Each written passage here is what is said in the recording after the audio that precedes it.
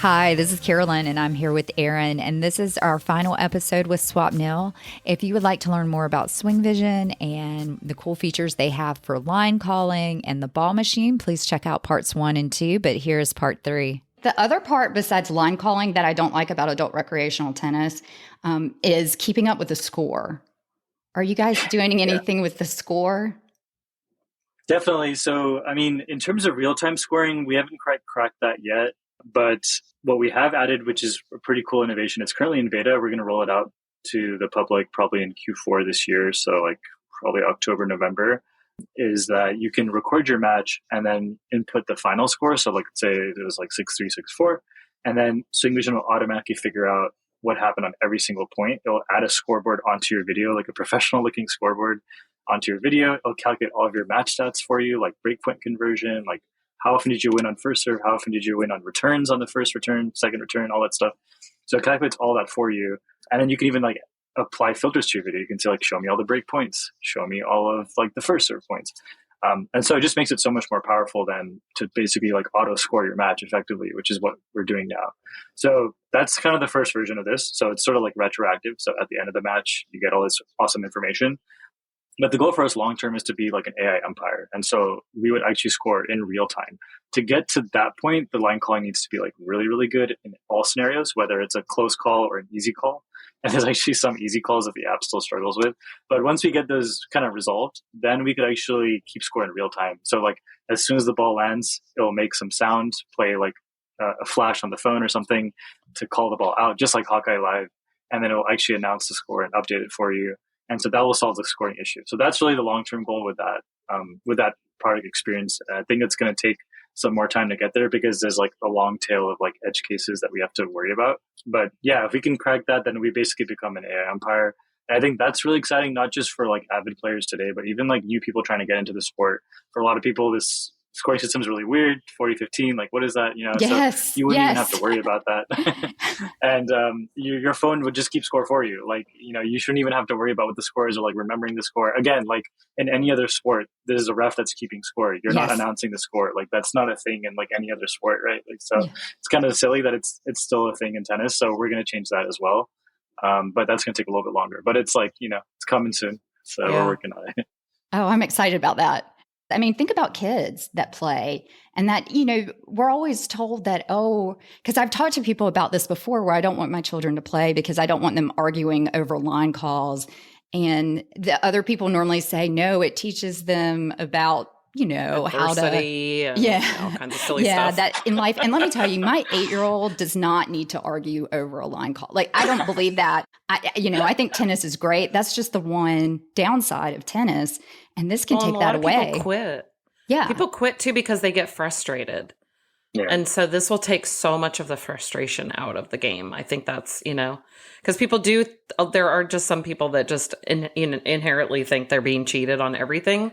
And this will, you know, this will kind of prove one way or the other, I guess. You know, maybe they are, maybe they aren't. But I do think it'll keep people playing, you know, that maybe would have instead been frustrated and just given up. But now there's going to be, I think, like you said, it's just going to sort of be, you know, adopted kind of easily across the board at some point when the technology is even further along. So we had Claire from Me and My Racket podcast on, and she said she was up 5-2 in a set, and her opponent said, no, I'm actually up 5-2. And there was, and so the official came over and made them start at a score they agreed upon, which was 2-2.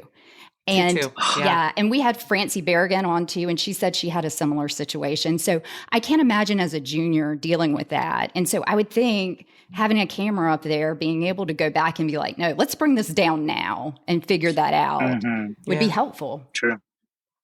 Yeah, that's incredible. And I mean, I was thinking like even obviously, having an 8-year-old having to argue with an 8-year-old is not good. But then imagine when the parents get involved, right? Like your opponent's parents are like getting involved, they're getting heated.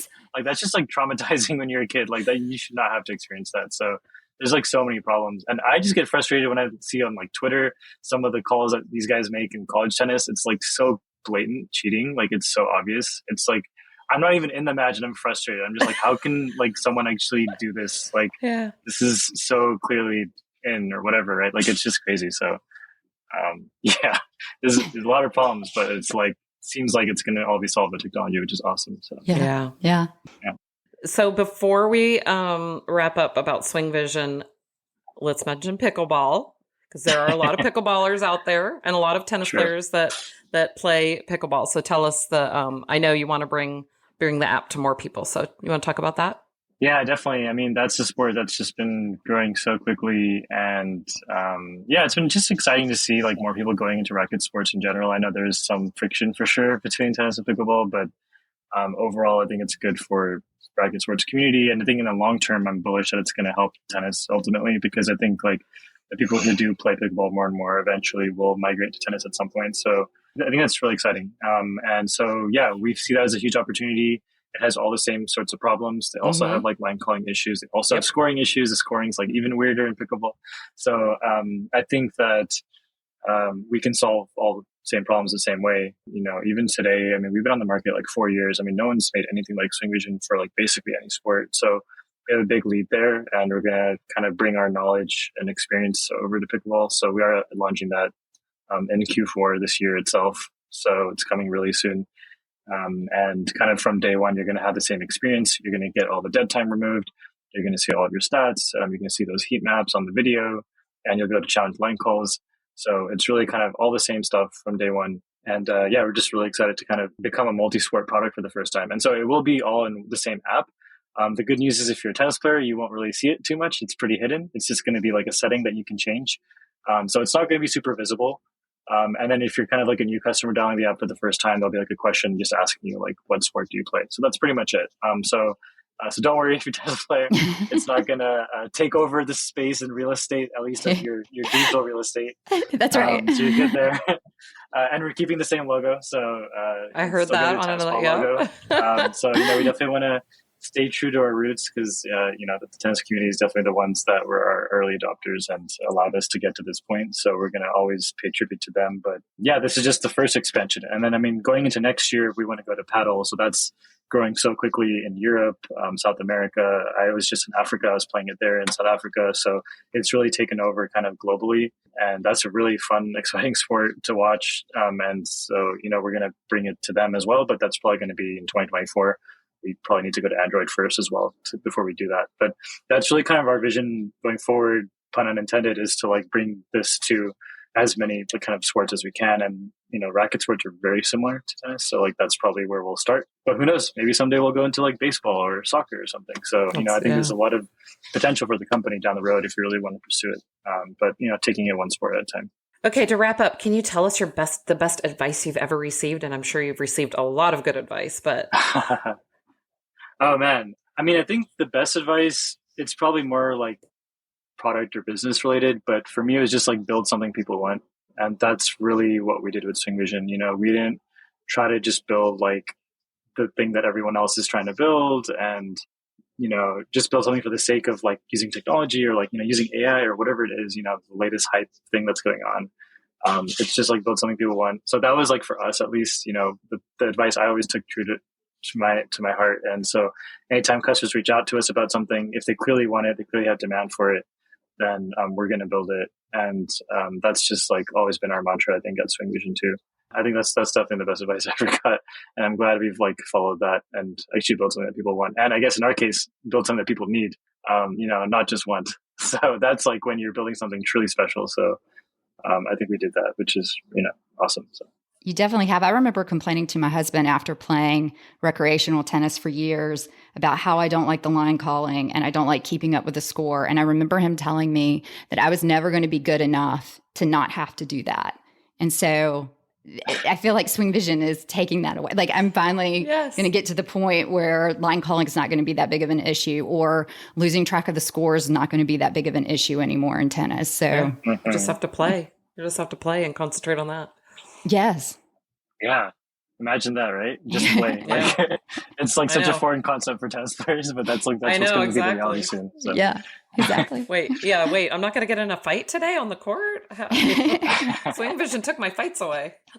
That's right. Or all the animosity, everything that happens on an adult rec court where you're like, what am I doing? I'm not going to argue with this person. I mean, it takes all of that away. I just think it's great. Swupnil, can you also tell us your most memorable moment with SwingVision so far? Oh man, My most memorable moment was SwingVision. Well, okay, I think like on this journey, it actually just happened when we were in New York. So we've had lots of cool encounters with celebrities. Andy Roddick, James Blake, our earliest investors.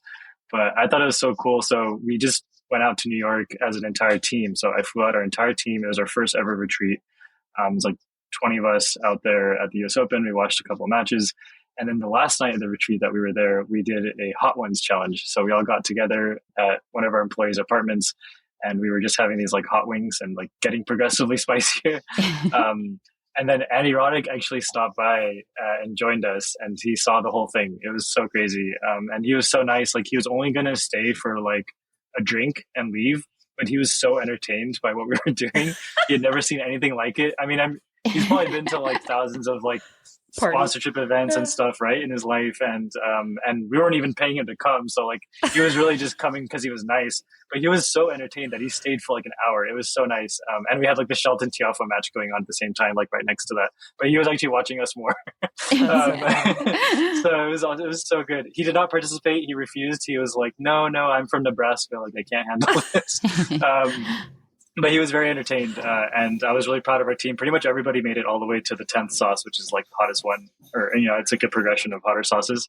So it was very impressive. But that was just a fun memory, and I think our team really loved it. Obviously, just meeting each other, but having Annie there was like extra special. So that was really cool, and I think I'm never gonna forget that.